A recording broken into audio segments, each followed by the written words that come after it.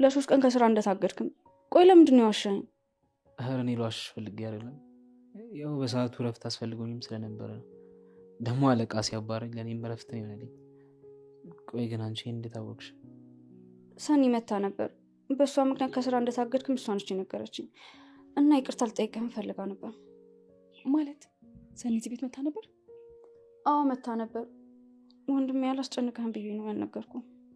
ቆይ እኔም ፈልጋ መታ ከነበረ ለምን እንደፈለገችኝ አልነገረችኝ? ጆከር ሰኒን ብታወራ ጥሩ ይመስለኛል። ውስጧ በጣም ተጎድቷል። አንተን አግኝታ ይቅርታ ልጠይቅ ትፈልጋለች። እናንተ የነበርንበትን ቀውስ ታስታውሳለህ።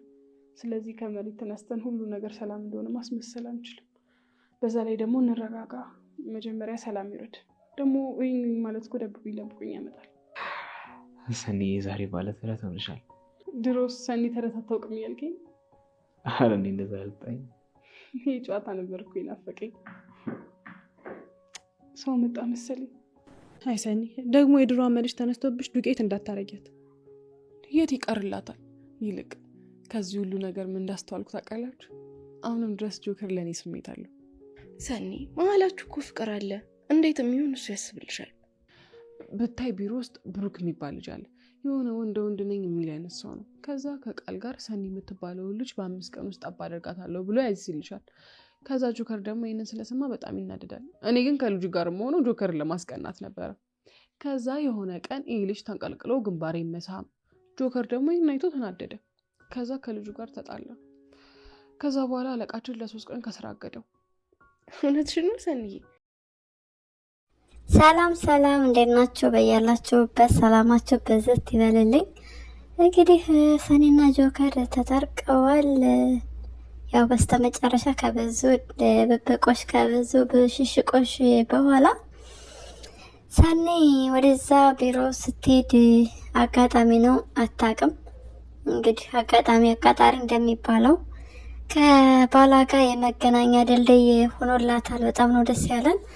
ነገር ግን ደግሞ የራኬብ እጇን መክተቷ እዛ ትዳር ውስጥ መቼ ነው የሚቆመው? ሁላችሁም ራኬብ ትወጣለን እያላችሁ ነው።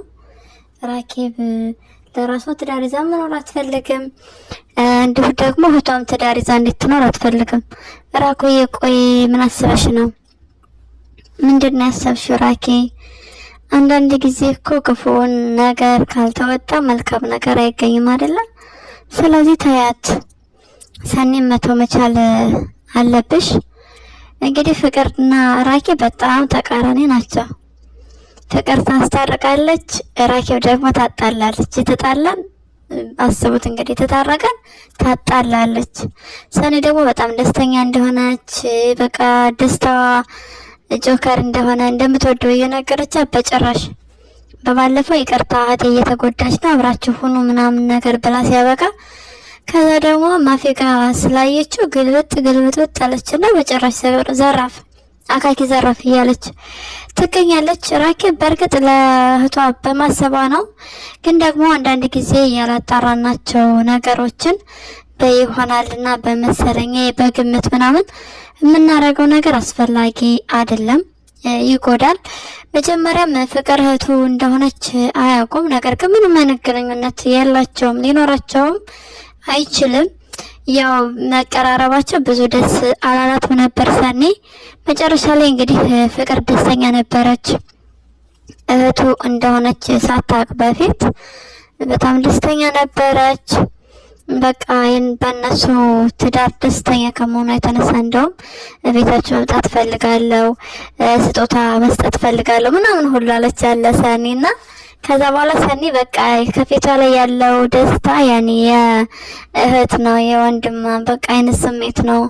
ተንኮል አስባ ከሆነ ግን አለቃት ምናምን ብላ ተቀብላት ነበረ ሰኒ ፍቅርን።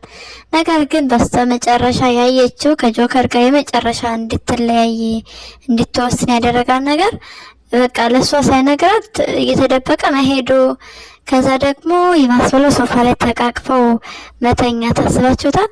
ይሄ ነገር በቃ ቤት እንዲወጣ እንዲባረር አድርጎታል። አሁን ላይ ጆከር ወደዛ ቤት መመለስ አይፈልግም። ከዚህ በኋላ ወደ ራኬ ወደ ፍቅር ወደ ገለመሌ ምናምን ሳይሆን የራሳችሁ ቤት ተከራይታችሁ መኖር ስለምትችሉ ሁለታችሁም ደህና ስራ ስላላችሁ ስለዚህ ስራችሁን ትሰራላችሁ፣ ቤታችሁን ተከራይታችሁ የራሳችሁን ኑሮ ትኖራላችሁ ከቤተሰብ ገለል ብላችሁ እንጂ ቤተሰብ ላይ መደረብ ምናምን ነገር አስፈላጊ አይደለም። በእርግጥ ይከብዳል። ሰኒና ራኬብን ማለያየት በጣም ከባድ ነው። ግን አበዛችሁ፣ ራኬ በጣም ያበዛችሁ። እስኪ አንድ በሏት ራኬን።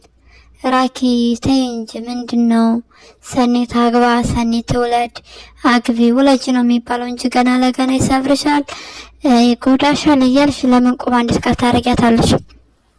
እሷ የምትፈልገውን ሰው ትታ ሌላ የማትፈልገውን ሰው እንዴት ታገባለሽ ነው እንዴ? ከብሩህ ጋር ደግሞ ለማቀራረብ እያሰብሽ ነበር አይደል? አይ ራኬ እኮ እና እንዴት ነው የአለቃ ሮቤል ንግግር? እኔን ማየት ፈልገሽ እኮ ነው እዚህ የምትመጪው፣ መምጣት አይጠበቅብሽም ብሎ የፎገራት ፎገራ በጣም እኔ ተመችቶኛል። አለቃ ሮቤል ይመች፣ በዚሁ ቀጥል። እንግዲህ ሰኔ እንደዚሁ ልጥራት ወይ ደዌ ትምጣና ትይሽ እዚህ መተሽ እኔ ጋር እንደምትጨቃጨቂ ምናምን ሲላት አስቡት።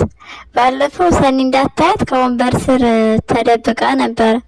አሁን ደግሞ ራኬብ ውሃ ቀጠነ ብለሽ አለቃ ሮቤል ላይ እንደዛ ጤጤጤጤጤጤጤ የምትይው ምን ፈልገሽ ነው? ራኬ ግን ወደድሽው እንዴ?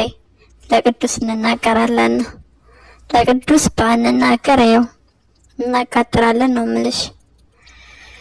እንግዲህ አለቃ ሮቤልም በሚገባት ቋንቋ ልኳን ነግሮ መልሷታል። ባለፈው መታ እንደዛ ተደበቀች። እህቷ እንዴት አያስፈልግም።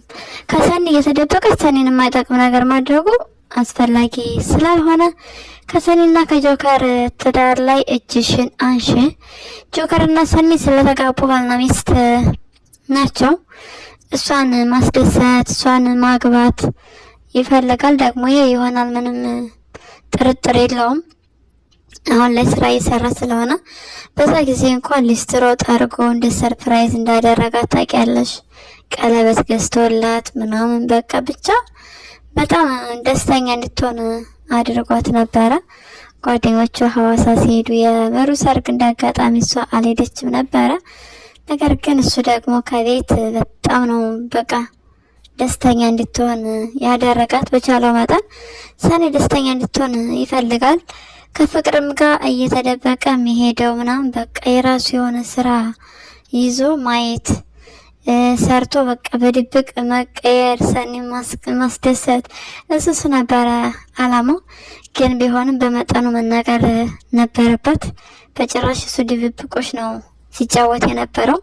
ግን ቢያንስ ሲሄድ እንደዚህ ቦታ ይጃለሁ እያለ ቢነግራት መልካም ነገር ነበር። ዞሮ ዞሮ በስተመጨረሻም ተታርቀዋል። በጣም ደስ ብሎናል። ሰኒ እንግዲህ እያጣራች ነው። ማፊ ማናት ምንድናት ምናምን ብላለች። በግልጽ መነጋገር ጥሩ ነው። ራኬብ እንግዲህ ሰው ጋር ስታየው እሬ ቆቆ፣ አረ ጉድ ነው ጉድ። ራኬብ ግን ጉድ ነሽ። እንደዚህ አይነት ሰው አትመስለንም ነበረ። አስባችሁታል? ሰው ቆይ ሴት ልጅ ከወንድ ጋር መሆን አይችልም እንዴ? ወንድ እስከ ሴት ጋር መሆን አይችልም? ስለዚህ የፍቅር እህቱ ጓደኛ እንደሆነች እንደ እህት በቃ እንደ ወንድም እንደሚታዩ እንደዛ የነገራት ጥሩ ነግረሃታል። ማፊ በጣም ጥሩ ልጅ ነች። ጆከርን በፍቅር ትመኘዋለች፣ ትፈልገዋለች ምናምን በጭራሽ ነው እንደዛ የሚባል ነገር የለም። እንደውም ሰኒና ጆከር አንድ ላይ ሆነውላት ማየት ነው የምትፈልገው። ለዛም ነው ራኬብን መንገድ ላይ ስታገኛት የጮኸችባት። ራኬብ ደግሞ እንደ ውሻ የጮሁ ማለፍ ልማዳችሁ ነው ብላ እሷ ራሷ ተጮኻለች። የራሷ ጮኸት አይታያትም። አቤት ራኮ ግን አቤት እንደው ምን አለ እንደው ደስ ብሏት እንኳን ራሱ ብታድር ደስታዋን በአንዴ ግፍፍ የምታረጊባት የሰኒን የእውነት ጥሩም አላደረግሽ ራኮ ግን። ምሩና አፄ ወደዚህ ስለመጡ በጣም ደስ ብሎናል። ከዚህ በኋላ መምጣት መቻል አለባችሁ፣ መጥፋት የለባቸውም። ስለዚህ ስለመጣችሁ በጣም ነው ደስ ያለን። ቀጥሉበት እና በቃ የጓደኝነታቸው ምናምን በጣም አያስቀናም? ጓደኝነታቸው በጣም ነው የሚያስቀናው። አንዷ ለአንዷ ጥላ ከለላ ነው የምትሆነው። በቃ ከልብ ጓደኛ የሚባል ነገር የለም። እነሱ ልክ እንደዛ ናቸው። ከጀርባ አይተማሙ ምናምን ብቻ በቃ በችግርም አንድ ላይ ናቸው፣ በደስታም አንድ ላይ ናቸው። ምሩ ግን ማማየን እንዴት ነው የማታሳየን? አሁን እንቀውጠው ኮሜንት ላይ ቅውጥ አድርጎልኝ በቃ ምሩ ሜጣን ታሳየን እያላችሁ እንግዲህ በኮሜንት መቀወጥ ነው። በተጽዕኖ ያው የሚያሳዩን ይሆናል። እንግዲህ ማየት እንፈልጋለን። ካለበለዚያ ደግሞ ዳግም በቃ ሁለተኛ ልጃቸውን እሷን አሳዩን። ዳግምም ተናፍቃለች። ስለዚህ ጨርቅ ነው የምሩ ልጅ ጨርቅ ነው ምናምን የምትሉት ነገር አለ። ይሄ ምንም ጥርጥር የለውም። ነገር ግን ከጊዜ በኋላ ያው የአመት 2 አመት ልጅ ብለው ህፃን ልጅ እንደሚያመጡልን ተስፋ አለኝ። እንዲሁም የፂን ልጅ እንጠብቃለን። ሰኒና ጆከርን በቀጣይ ሰርጋቸውን በደንብ በቃ እንደሚያስጨፍሩን ምንም ጥርጥር የለውም። ሰርግ እንጠብቅ። ራኬብ ግን ከሰው ትዳር ላይ እጅሽን አንሺ። አንቺ ሰኒ በዚህ መልኩ አይደለም የምትጠቅሚያት። አንቺ ለራስሽ አሁን ላይ በቃ ሰኒ የተናገረችው ንግግር በጣም ጥሩ ነው። ስራ ሰሪ ብላሻለች። ስራ እንድትሰሪ የፈለገችበት ምክንያት ሰው ጋር ትገናኛለች፣ ሰው ጋር ትግባባለች። ለሷ ለራሷም የሚሆን የትዳር እንግዲህ አጋር ታገኛለች። ይሄም የሆነ ጸባይ ካላት ነው።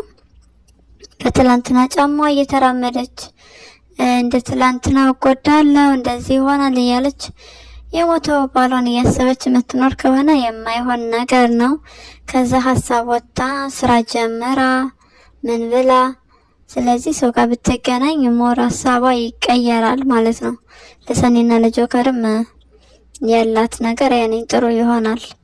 ግን ቤት ቁጭ ብላ የዋለች ነገር እየፈተለች ነው። ራኩዬ ነገር መፍተል ጥሩ አይደለም። ስራ ስሪ ተንቀሳቀሺ ነው የምንልሽ። እንግዲህ የሰኒን ደስታ አስባችሁታል? በስማ በጣም በቃ ደስታዋን አጣጥማ ሳትጨርስ በአንድ ጊዜ ውሃ ችልስ ነው ያደረገችባት። እንደውም እራት እኮ በቃ በልቻለሁ ምናምን ማለት ፈርታ ወይኔ ምናምን እያለች ነበረ። እየተሸማቀቀች እና እየተሳቀቀች ነበረ። ስለዚህ ሰኒ ከዚህ በኋላ ትልቅ ሴት ናት። መሳቀቅ መሸማቀቅ የለባትም። ዞሮ ዞሮ ትወዳታለች፣ በጣም ነው የምታከብራት። ለዛም ነው እስካሁን ድረስ ብዙም ጣጥላት ለመሄድ ያላሰበችው እንጂ ሰኒ እኮ ጣጥላት መሄድ ትችላለች። ራኬብን ግን ደግሞ ያለቻት እሷ ብቻ ናት። እህትም በቃ እናት አባትም ሆና ያሳደገቻት ዋጋ የከፈለችላት ለህይወቷ ሰኒ እዚህ ለመድረሷ ትልቅ ዋጋ የከፈለችላት ራኬብ ነች። ነገር ግን ደግሞ ሰው ከእናት ከአባቱ ጋር ይኖራል ማለት አይደለም፣ ከእህት ከወንድሙ ጋር ይኖራል ማለትም አይደለም። ዞሮ ዞሮ ራኩዬ አንቺ ሰኒና ጆከርን ታያቸው። ጆከር ጥሩ ባል ነው፣ ሰኒን በጣም ይወዳታል፣ አይጎዳትም። ታዲያ ከጎዳት ምን ችግር አለው? አንቺ በዛ ጊዜ መጠጊያ ነው መሆን ያለብሽ እንጂ ቁስሏን ማባባስ ምናምን ሳይሆን በቃ ልጅ ወልዳ ብትመጣ ምንም ብትል ልጅ ደግሞ የቤት አድማቂ ነው። እንኳን ጆከር ሰኒን የማይከዳትን ሰኒን የማይተዋትን። ስለዚህ ሰኒ ደግሞ አትሰበርም። ከዚህ በኋላ ተሰብራ ይተዋለች። የተሰበረችው ከጆከር ጋር ስትለያይ ነው። ስለዚህ ደግሞ በቃ ሰው አንድ የተሰበረ ማለት ሁለተኛው ሶስተኛው ሲሰባበር ይኖራል ማለት አይደለም። የዛሬ ስብራታችን ለነገ ጥንካሬያችን አይደለም። ልክ ዛሬ እንደተጎዳችሁ ነገም ትጎዳለች ማለት አይደለም። ስለዚህ ራኩዬ ተይልን በቃ እነሱ በፍቅር ይኖርበት። አንቺ እነሱን ለመዳር ነው ማሰብ ያለብሽ ከዚህ በኋላ። ላንቺም እንግዲህ ፈጣሪ የውሃ አጣጭ እንዲሰጥሽ ምኞታችን ነው። ኮቤውና ሳንቾ ደግሞ አቤት ፍቅራቸው አያስቀናም? ፍቅራቸው በጣም ነው ደስ የሚለው። እንግዲህ ከጆከር ጋር ተገናኝተው ጆከር ቤት እንሄድ እንጀራ ብሎ ፍቅር ጋር ምናምን እያላቸው ነበረ። የተዋወቁት እስር ቤት ነው። እስር ቤት ተዋወቀው አስባችሁታ? እንደዛ ሲደበደቡት ምናምን እንዳልነበረ። ሳንቾ ደግሞ አሽቃባጭ ነው። አቅም የለውም አይደባደብም፣ ግን ደግሞ አሽቃባጭ ነበረ። ብቻ ጆከር የይቅርታ ሰው ነው። ይቅርታ አድርጎላቸው ለነሱ ዛሬ በቃ መተሳሰባቸው እንደዚህ በጣም ደስ ይላል። ግን ሊያ እንድነው ለምን ፈራሽ? ሊያ እርጉዝ ናት? እርጉዝ አይደለችም? ገምቱ እስኪ። ሊያ በእርግጠኛነት እርጉዝ ሳትሆን እርጉዝ ነኝ ብላ አብራ ለመኖር ያሰበችና ያቀደችው ነገር ግን ሳንቾ ገደለሽ፣ ጎቤውም ገደለሽ። መጀመሪያ የሚገድልሽ ሳንቾ ነው። አፍንጫው ደፈጠጥሽው፣ እንዴት እንደዚህ ትተኛለሽ ምናምን እያለሽ ነበር ባለፈውና እሱ ነገር ትንሽ አጠራጥሮታል። ለዛ ነው በቴሌቪዥን ይታይ ህፃኑ ምናምን እያለ እንደዛ ሲያስጨንቅና ሲያስወጥርሽ የነበረው። አውቆ እንግዲህ ለማጣራት ስለፈለገ ነው። ኮፒው አምኗል፣ እርግጠኛ ነው እርጉዝ እንደሆነች ነው የሚያምነው። እንግዲህ ሊያየ እግዚአብሔር ይሁንሽ። በቃ ኮፒውን ማጣትሽ ነው። አርግሻለሁ ብለሽ ዋሽተሽ ከሆነ ታጭዋለሽ። በቃ አብሮሽ ሊቀመጥ አይችልም ኮፒው። እንግዲህ ምረት ካረጋለችም ምኞታችን ነው ምረት እንዳያደርግልሽ። ግን ደግሞ አስፈርቶናል። ምንም እኛ በበኩላችን ኮምፎርት አልሰጠንም። መዋሸት አንድ ላይ ለመሆን ተብሎ ጥሩ አይደለም። ለማንኛውም መልካም ትዳር ጊዜ እንዲሆንላችሁ ምኞታችን ነው። ለዛሬው ያዝነው ቪዲዮ ይሄንን ይመስላል።